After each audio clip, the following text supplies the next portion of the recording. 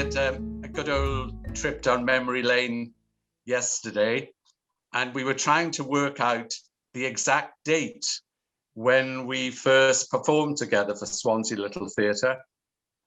So I'm sure this is one for the archives that Nikki or Dave or Drina can look up. We think it's either December 66 or 67 when we did the Business of Good Government. I don't know if you can see the picture I'm holding up. There is Eleanor looking very virginal, it's the Virgin Mary, and Griffiths, even at the age of 19, sporting quite a luxuriant beard. And Eleanor creased me up at an early rehearsal by saying, "I've got to sing, I can't sing." I said, "Nonsense." So we hid a bottle of port in the crib so she could have a little swig before. And I'm not sure, Nikki, if you were in this, but your mum directed it and your dad played Herod, which was, it was a wonderful production in the museum that should be in a museum, in the Royal Institution. I can still sing the song, John. Yes, Joseph, indeed. dearest Joseph mine, help me cradle the child divine. God reward thee and all that's thine in paradise, as praise the Mother Mary. Don't tell me whether it was in tune or not. I don't want to know. It was perfect, absolutely pitch perfect. It was the port that did it. So we played the holy couple in that, husband and wife. Not long afterwards, we were both students at the Swansea College of Education, training to be teachers. And we played father and daughter. I managed in the loft to find this today, in A Man for All Seasons, as Thomas More and his daughter Margaret. Eleanor was a great one for hats, even in those days. She made it herself, of course, and her costume. Woman of many talents. Stephanie, I've got one here that you're in, and Nikki as well. Not long afterwards, we all did She Stoops to Conquer, and Cecily's in this one, directed by Cecily's mum, Evelyn. And these were all taken, I think, in Bryn Hylog's garden. Betsy Hall, so. It was, yes. Yes, Nikki's nodding, so I think that's right. So yes, those were lovely early days, and we even managed to fit in around Little Theatre, Swansea Youth Theatre, as well as doing plays at our college, and we were together in. Eleanor's got a picture, I think, of us as I've got an article Minister from the Evening Post from 1970, which has got pictures of us in, but this is the one I like the best because this is John as Gladstone and Mike Llewellyn as Disraeli in Portrait of a Queen, and we had great fun with that, I must say, until the page decided to put a table on the train of my dress at one point, and I couldn't walk across the stage because I had a table on the back of my train. I'd totally forgotten that. Always remember, though, that wonderful line about Queen Victoria saying, "Mr. Gladstone will speak to me as if he's addressing a public meeting." And it was a wonderful play exploring those relationships. I mean, they obviously never got on. It's a different story with Disraeli, of course. Yeah. And we had some very illustrious members of the Swansea Youth Theatre. And I found this the other day, which is a programme it was called Vice, Virtue and Everyman. And in the cast list, playing Death is a young actor called Rowan Williams, who of course went on to become the Archbishop of Canterbury. And you've got another story about him and Robert Williams, Archdeacon Robert Williams, when you were Christ in Castle Gardens, John. Yes, they were Annas and Caiaphas, the high priests. Robert with a rather fetching tea cosy on his head. Yes, extraordinary, isn't it? The future Archbishop of Canterbury and the Archdeacon of Gower, our Rob, as we have always called him.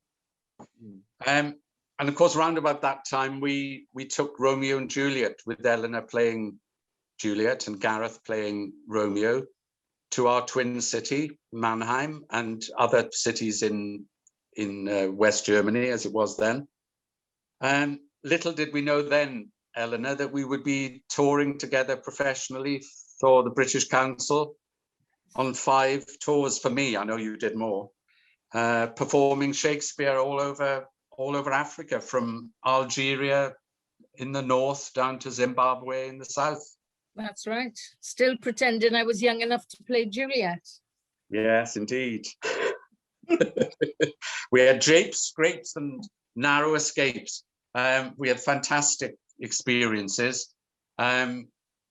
It felt a little uneasy to me at the beginning, thinking it was a bit post-colonial, taking our culture to theirs, but that was soon dispelled because the response was overwhelming, and you realized that Shakespeare knows no barriers, no boundaries, and has got such relevance. I remember we always did question and answer sessions after the performance, and of course, because Eleanor and I were not just actors but had trained as teachers, that was very interesting, rewarding, almost more important than the actual performance. And I remember one girl saying, after a performance of Midsummer Night's Dream that we did later, and Eleanor's son Tom, age 3, came with us as Titania's little Indian boy. And this student in Uganda says, when Hermia says to Lysander, sleep further off, when he says to her, one pillow will serve us both, she says, no, go sleep further off. Is she practicing safe sex? You realize, I mean, in a country where 1 in 3 at that time was suffering with AIDS, you realized the relevance of Shakespeare. And Eleanor reminded me yesterday, when after a performance of Coriolanus, which we gave in Ghana, not long after a military coup, one of the students says, is Shakespeare in the play saying that soldiers should never interfere in politics? And at that point, the British Council rep whisked us away, saying the actors are very tired now. Thank you very much for your questions, because that was quite a hot potato to answer. I think my favourite, we met some wonderful people, local people. We played for the Asantehene, the king of the Ashanti tribe. And then we went up north and we played for the Bolga Naba of Bolgatanga. Try saying that after a few gins. He was a charming man, and he was very keen. When we went into his, well, it was palace, it was like a rondavel, and it was his palace, and he had a chair centre stage. And he said to me, you may sit in that chair, but he said, it is a special chair because His Royal Highness Prince Charles sat in it just a few weeks ago, and Prince Charles had been on a royal tour of Ghana. So I was allowed to sit in the chair. And when we were going, he had a shelf with 3 pictures on. And in the middle was a signed portrait of Prince Charles. And then there was the Queen on one side and Prince Philip on the other. So he said to me, this is a picture of His Royal Highness Prince Charles, who came to visit me just a few weeks ago. Then he pointed to the other 2 pictures and he said, and that's his mother and father. Oh, the billing. I think Prince Charles would approve of that billing. Top of the bill and centre stage.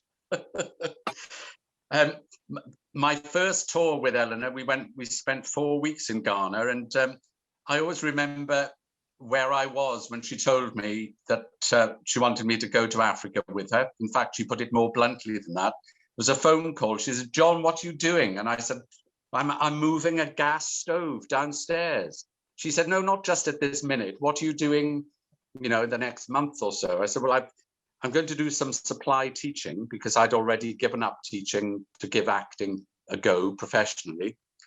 She said, "So when does that finish?" I said, "At half term." She said, "Oh, that's perfect timing. You're coming to Africa with me." And the rest, as they say, is history. And we were away for 6 weeks, and we visited about 8 African countries in that time. And when I got back, Hamilton, Eleanor's husband at the time, quite a few of you will know, Hamilton McLeod, he had arranged my equity card for me. So it is who you know, isn't it? That Tafia was working, even though he's only half Welsh. So I got an equity card, and I think we found out in Kinshasa, there was a telegram to say Hamilton finds Griffiths equity card, New Palm, Easter Tuesday. So I went straight from Zaire in the Congo to working at the Princess Theatre in Torquay in Verdict by Agatha Christie. And a few years ago, I was working in Reading, and I got into a taxi, and there was a lovely taxi driver, and I started to chat to him, and I said, "Where are you from?" And he said, "I'm from Ghana." And I said, "Oh, I've been to Ghana on several occasions." He said, "What were you doing?" I said, "Oh, I was performing Shakespeare for the schools." And he said to me, and this is like 25 years later, "Did you play Macbeth?"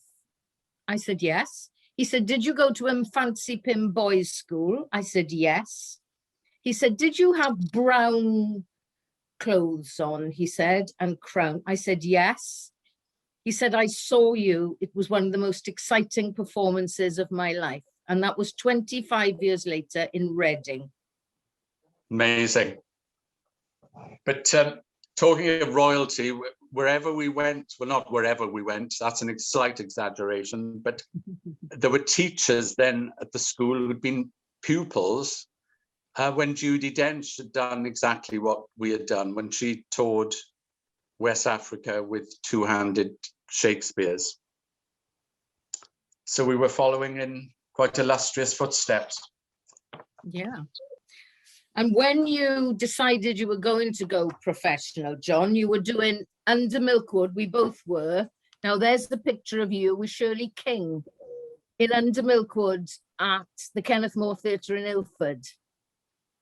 And you were in it, I was in it.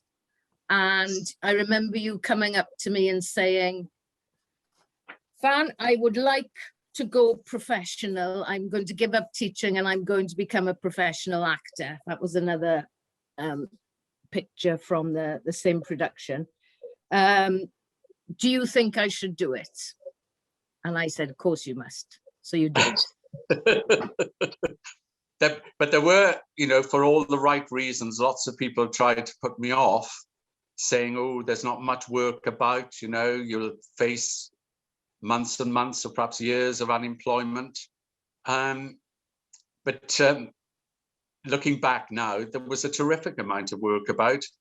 I mean, can you imagine in 79, in the autumn of 79, I did 3 Shakespeare plays back to back in rep at the Octagon Theatre in Bolton. We did Henry V, King Lear, and Much Ado. I mean, that would never happen in theatre these days. I mean, what's left of rep theatre is the old rep system has really gone. So I feel that I didn't miss out by doing 7 years teaching before I went into the theatre, because, going back to Mr. Gladstone, played Mr. Gladstone when I was 19. I'd always really been a character actor. So I missed out the 20s. It didn't really matter. There were some fantastic parts to play. And I know some of you will have seen a show I did in 2015, which I brought, encouraged by Drina and Stephanie and Nikki and Dave. I brought 40 Years Gone done, and that really sums it up. I've been so lucky to have done 3 of my favorite writers so much. Obviously, they don't need introduction to you know, with Shakespeare, Dickens, and Dylan. They've been, you know, fantastic servants to me. And as well, I've been so lucky to have been able to sing a bit as well. So it's been a lovely mixture. And I would just, come on, John, you're a wonderful yeah. singer, and you've done some of the best musicals in the West End. I've seen them all. Yes, fans usually in the front row. She was there when I took over at 24 hours notice to play Higgins in My Fair Lady in Cheltenham. So yes, I've been lucky. I've done 24 Shakespeares, 20 pantomimes, and about 33 musicals, some of them more than once. My Fair Lady 3 times, Oliver twice, and The Sound of Music twice. But it very exciting. I mean, it was so exciting to be in Phantom for 3 years. I missed out by a whisker in being in the original cast, so I joined when they recast. But I was in another Andrew Lloyd Webber from the beginning, and that was really exciting, which was Woman in White. And I don't know if you know, but Michael Crawford was very, very ill in that run. And I covered Edward Petherbridge really, as well as playing my main part. But I also covered, I was second cover for Count Fosco that Crawford played. And I was on a week's holiday when the first understudy fell ill as well. So again, at very short notice, I had to go and play Count Fosco, which was quite fun. With lots of padding. I wasn't that fat then. But that was actually the prosthetics that Michael Crawford wore. I did that as a practice. They used me as a guinea pig. But because it was such short notice, that took a couple of hours to achieve. So we went for that look instead. Still pretty sinister. But as you can see, fantastic costumes. We used to tease Robert that he went into the church for the frocks, and I think there's quite a lot. Sometimes I've looked like the Wrath of God, you know, when I played the daughter of the Mountain King in Peer Gynt, and I was in sacking and huge prosthetics made by Spitting Image. So I did look absolutely repellent. It's such fun to assume these characters, and sometimes they're glamorous and sometimes not so much.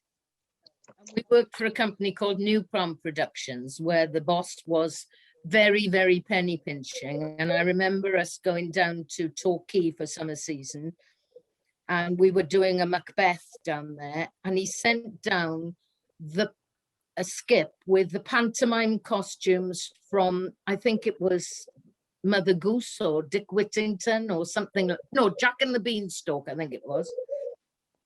So we had the set of Jack and the Beanstalk as the Castle of Dunsinane, and everybody had to rush and grab their costumes, and the porter was left with the Demon King's outfit in gold sequins, because that was all that was left in the skip. But Eleanor saved the day. You saved the day making. Oh dear. Oh yeah. But you and I didn't play very much for New Palm together, but I have found one photograph of us as servant and mistress in Rebecca. Oh yes. Yes. You played the second Mrs. De Winter, and I played what we call Frothy Frith, the old family retainer. And the line that goes with this action that is caught by the camera is, "The alabaster vase is never used for flowers." So my Swansea Open A came into its own, alabaster.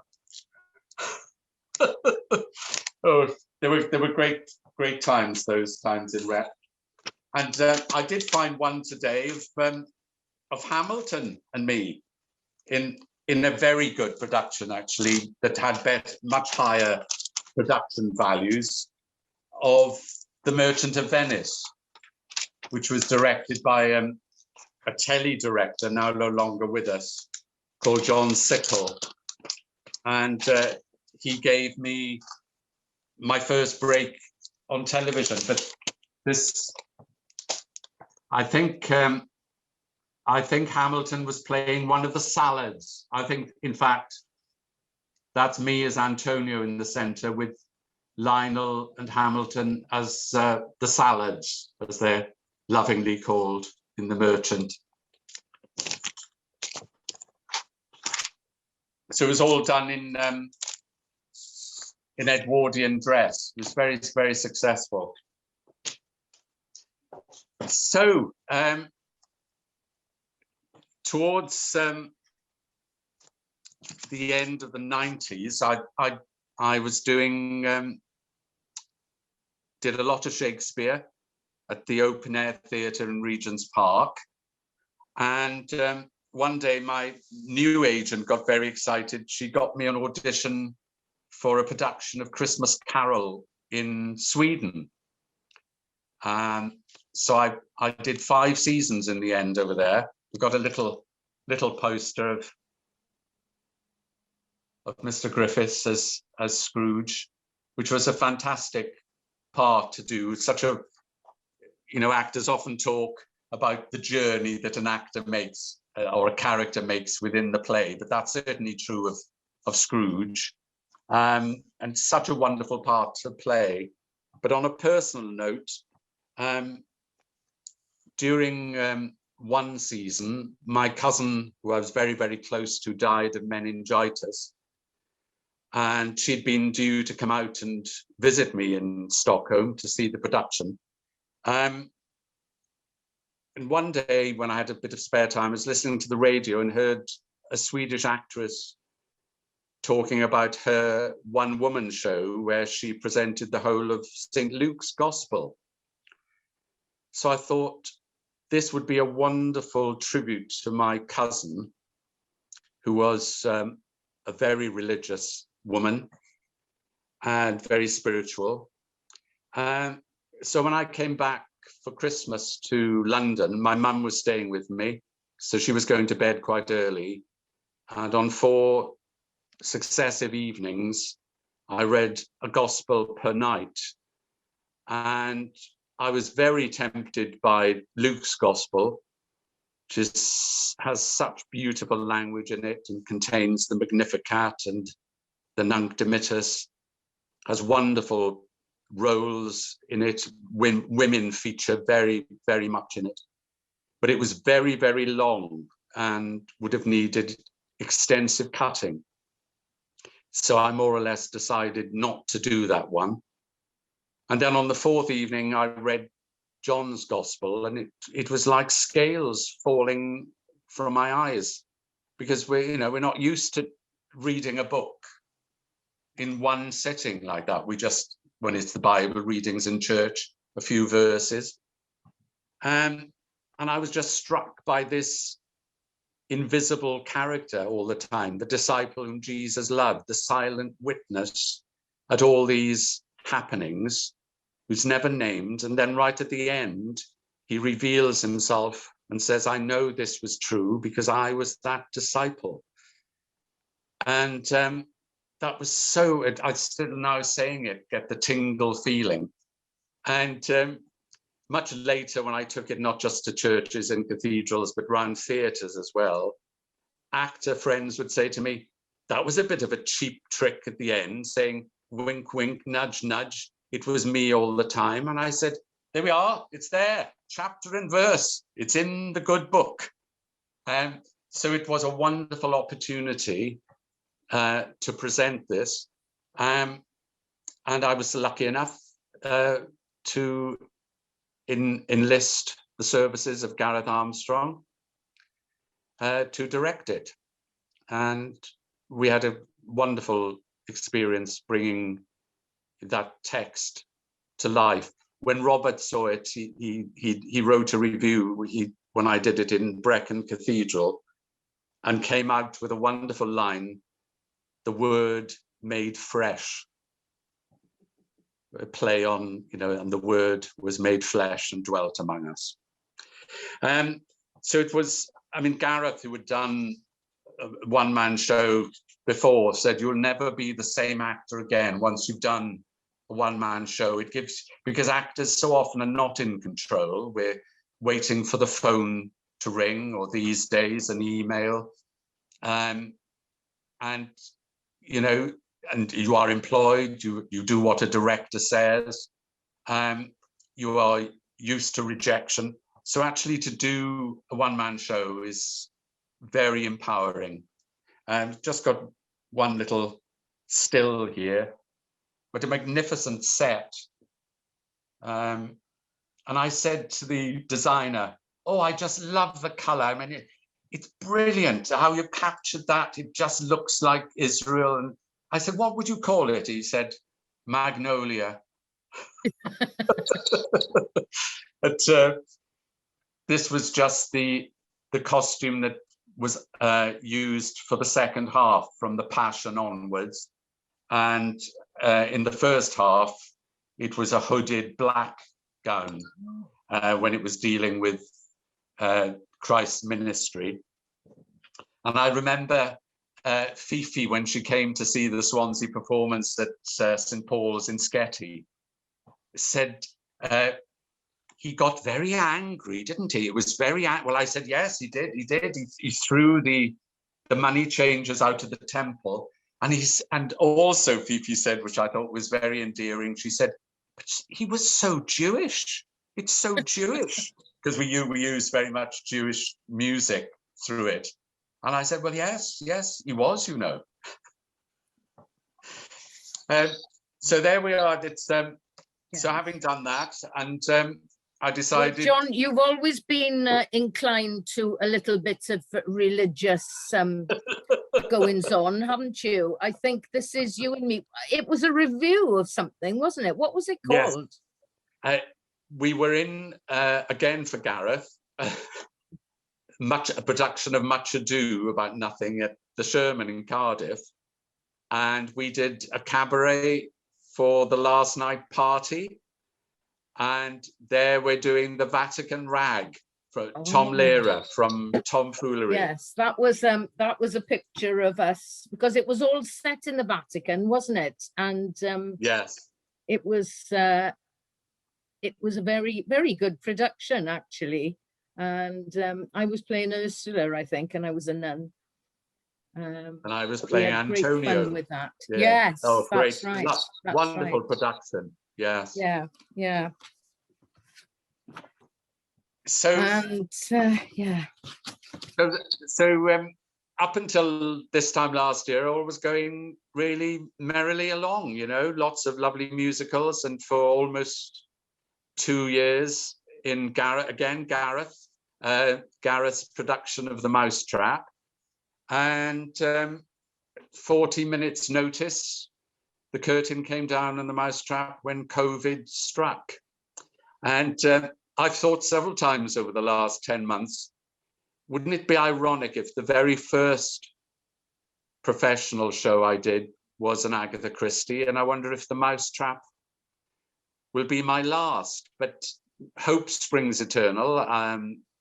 There are a few little irons in the fire, and theatre folk are always so resilient. They were in Shakespeare's day when the plague closed the theatres for so long. They were during the war. Theatre has always gone hand to mouth. Swansea, look close at home, Swansea Grand, nearly completely folded in the 60s, saved by John Chilvers, and then the council stepped in. So things are being hopeful. But anyway, I remember seeing the Mousetrap in Cardiff, John, and you were talking about having a surprise reveal at the end of the Gospel of John. You had a surprise reveal in the Mousetrap. We can't say that, though. I can't say it. No, I'm not going to say it. But suddenly It was absolutely brilliant. And the entire new theatre in Cardiff erupted because you suddenly went into Welsh, didn't you? And it was brilliant. It was brilliant. I'm not saying what it was. I'm not giving the plot away. But no, it was such a shame because, of course, we were due, when the show closed, we were due to go to Ireland not long after, then Scotland, and then in July, Theatre Clwyd, and then the Grand in Swansea. So it's a great shame. That would have been fantastic to have brought it to Swansea. But never mind, lots of things still, I'm sure, to look forward to. So anyway, I was faced with this void, I suppose, a creative void, when Mousetrap closed. So there were lots of practical things to do around the house and garden because I hadn't been here for 18 months, being on the road with Agatha. So for a while, all the domestic and gardening chores occupied my time. And then I thought, right, I've got to do something. So have a pattern or a shape to the day. So I decided I'd start every day with 3 Ps, nothing to do with a weak bladder, but I'd read a psalm, a prayer, and a poem each day. And I've got 2 anthologies, one of which Cess and Bob gave me, which is a poem for every night of the year. So not long after, I started reading a poem at night as well. So all this reading got my creative juices going. So I started writing poems and prayers, not psalms, but poems and prayers and pieces of my own, and putting them on Facebook each day. And after a while, people kept saying, oh, you know, these would make a good book. So in the end, I succumbed to the flattery. And when I reached the Ides of September, having started the book starts with the Ides of March, I decided to draw a halt to the daily posts and put them into some sort of shape. They were already in an order, obviously, because they were chronological. But putting them into some sort of shape and editing them, writing an introduction, and then writing a conclusion. And so The Writer's Escape is the book that is now with the publishers and should be out in July. So it's going to be a printed version plus an e-version as well, mainly for my family in America because the postage is so expensive. So I've dedicated the book to 2 ex-members of Swansea Little Theatre, 2 boys, both called Llewellyn. Roger Llewellyn won't be well known to many of you, though I know he was Cecily Hughes's childhood sweetheart, because he was this little blonde angel, and so was she, and still is. I can see her smiling at me now. And the other Llewellyn, of course, was Mike. And it was wonderful that Mike had this late flowering at the Little Theatre, that he came and spent 4 winters, I think, 2 of which he lodged with Stephanie, and threw himself fully into the life of the theatre. And no job was too menial for Mike. I mean, he was, not that it's menial to answer the phones or work behind the bar or sell programs or usher people. But he also acted in a few productions as well, quite close to up to when he died. I know he was in The Hollow and The Son of Man. And the irony is that Mike and Roger knew each other. They never got on very well, but their name was spelt exactly the same, Llewellyn. Apparently there are 19 different spellings of Llewellyn. Shakespeare gives us one, doesn't he? Mike would like the Welsh pronunciation, but Roger was much more anglicised, would prefer to be called Llewellyn, really. But they both went to Penlan School, didn't know each other there. Both were tenors, both won scholarships, Mike was the first boy from Penlan Comprehensive, as it was then, though when we joined, it was a multilateral. He was the first boy from Penlan to win a scholarship to Oxford. And Roger won a scholarship to RADA. And both fine actors. Of course, Mike would love to have done it professionally, but was a fine amateur actor. But Roger had a wonderful career at the RSC, loads of rep. He did a season for Alan Ayckbourn at Scarborough, the Stephen Joseph. And for the last 10 years of his life, did 2 one-man shows touring all over the world, plays that Gareth helped devise and directed on Sherlock Holmes, which were a huge success. So the book is dedicated to those 2. But I thought, if you bear with me, I'm looking at the clock. I don't want to bore the pants off everybody. I thought I'd just do you a little bit about Mike and James, but also, here it is. This book is dedicated to 2 Swansea boys, both Llewellyn, who died within 6 weeks of each other in 2018, Roger and Mike. And at the end of the piece, I won't bore you with the whole piece, by the book. I wrote a little limerick about them called Llewellyn and Llewellyn. 2 Welsh lads, who were both called Llewellyn, left Swansea for London to dwell in. Mike taught at Sheen School, but Roger, the fool, tried acting, which he did rather well in. So here we are, chapter 1, Beware the Ides of March.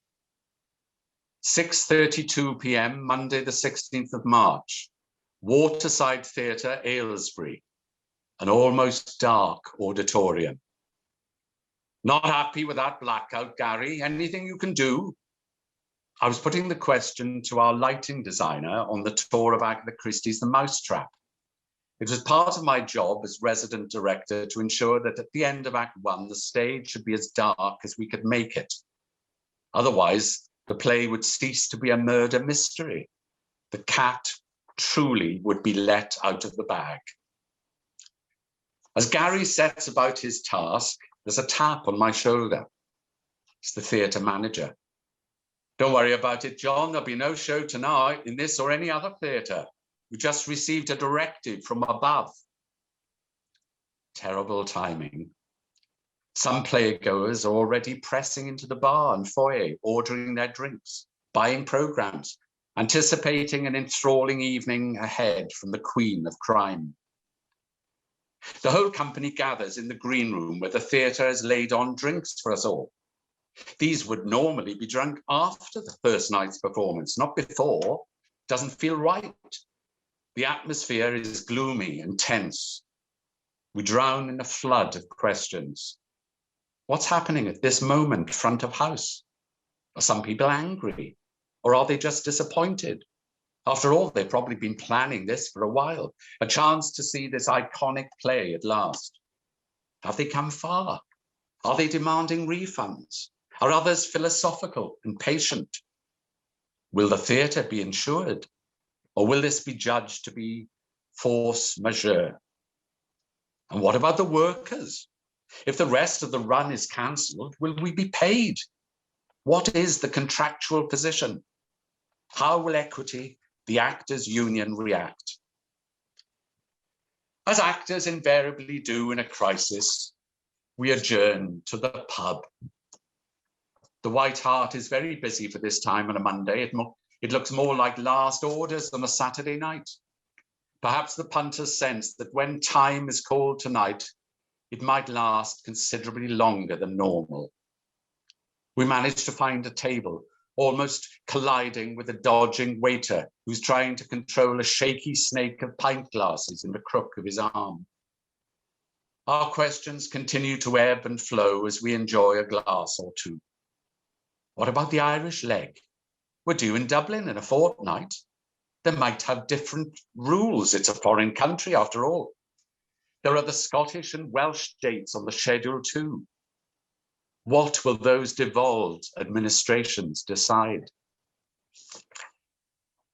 So there we are, all those questions. Some of them are still unanswered, of when theatre will reopen, what it will be like, and what theatres will be able to survive if they can only accommodate 50% capacity.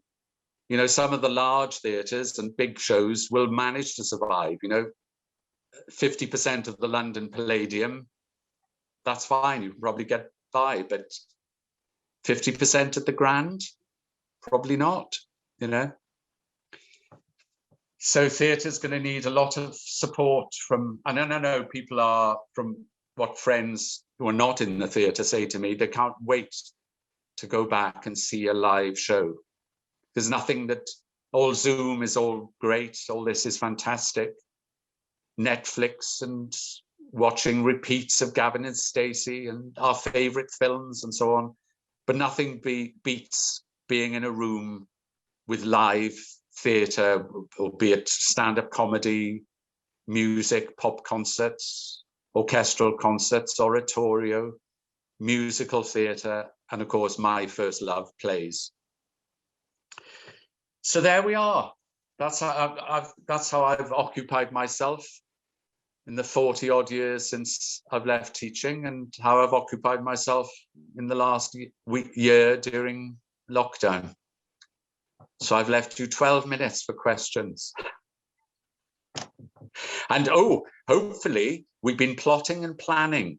Drina and I have been plotting and planning, and hopefully I shall come down in the flesh and we'll repeat and have a live evening together, and a chance for you to buy the book and for Mr. Griffiths to chat some more and have a proper question and answer session, and followed by a book signing. So hopefully we can do that later in the summer.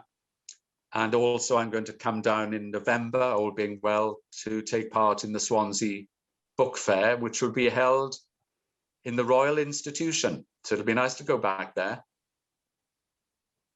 Thank you for listening and for being so quiet. What a wonderful class. I wish I had a mute when I'd been a primary school teacher.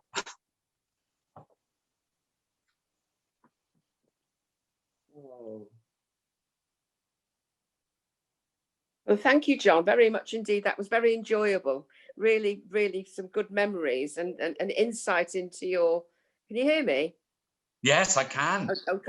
I thought I was being quiet for a change and being polite and cutting up. I just thought it was a great insight into especially the African stories. But I think we all look forward to reading your book. It's going to be very interesting. And I think it'll be a success, I'm sure. And coming to the book fair was a good idea. Yes. And also, I'm sure a lot of people here tonight will be able to tell their friends about it as well. So thank you very much. And thank you, Eleanor, as well, for your stories and insights. I can still remember you in Romeo and Juliet, and going from Wasn't school. she wonderful? Yes. And yes, some of the early performances, very, very, very interesting to remember those. Thank you very much. John, thank you so much. It's been wonderful. Oh, thank you, wonderful Seth. To hear that. I've enjoyed every minute. Wonderful, thank you. Thank you. So looking forward to the summer. Yes, aren't we all? You know, when we can actually be in a room together, wouldn't that be a novelty? Wonderful. Instead of keeping 2 meters apart and wearing a mask. I didn't give you too much away about the book, but just to say that it's quite an eclectic mix. There are quite a few recipes in it, sports reports, because I'm mad about sport. I support England at cricket, Wales at rugby, and the Swans with football, though my second team now is Brentford, and of course Swansea and Brentford are great rivals in the Championship. So there's lots of sports, lots of anniversaries, lots about birthdays. There are a few obituaries for Ian Home. There's an obituary for Ian Home, an obituary for Dame Vida. lots of poems, lots of word pictures, lots about nature and the seasons. Yeah, it's a miscellany, really. It's a book for dipping into. I've got some lovely illustrations. The illustrator, excuse me, the illustrator and I'm not used to shouting in the evenings anymore, getting vocally tired. The illustrator and we came up with the idea of having 3 blind mice going through all the book, because the nursery rhyme features heavily in the Mousetrap.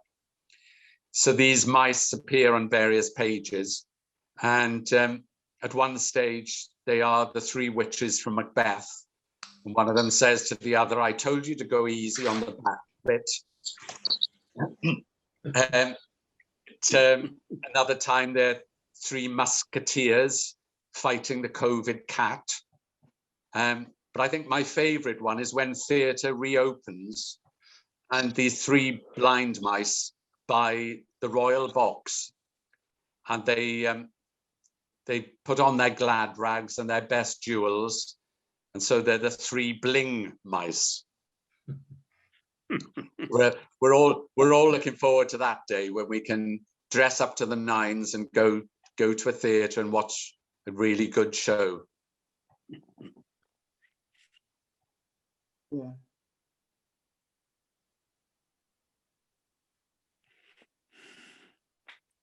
One day I'm going to put makeup on, and it may be for Lady Macbeth in 3 weeks' time. You never know. Fantastic. Where will that be? On Zoom, John, on here, on ours. All right. Yeah. Who was that? Was it Drina? I haven't got the whole screen. On here. Yeah. 24th, 2 weeks today. So what are you doing? Excerpts from Macbeth or a Shakespeare evening, or? It's visions of Macbeth. So it's just taking parts of it and putting it together. We performed Macbeth, didn't we, John, in the middle of Africa, and the lights failed, so we had to get the kerosene lanterns out and car headlights, and it was absolutely terrifying, because in the rafters of this barn there were bats. So when they got to the line, "Ere the bat hath flown its cloistered flight," I was ducking because these wretched bats were just zooming past her. We did you had it. a huge Atmospheric. mane of hair. We had visions of these bats nesting in your hair.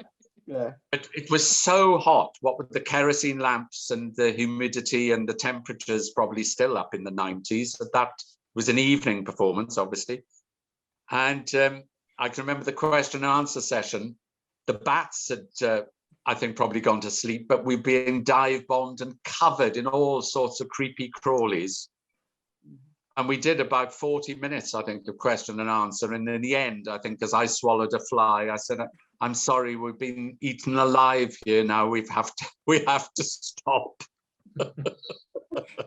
The glamour of touring, but it was such fun. But there were some hairy moments. We were almost deported from Zambia because a rumor had been spread that we were going to South Africa, which was totally untrue, which equity wouldn't have allowed us to do in those days anyway because of apartheid.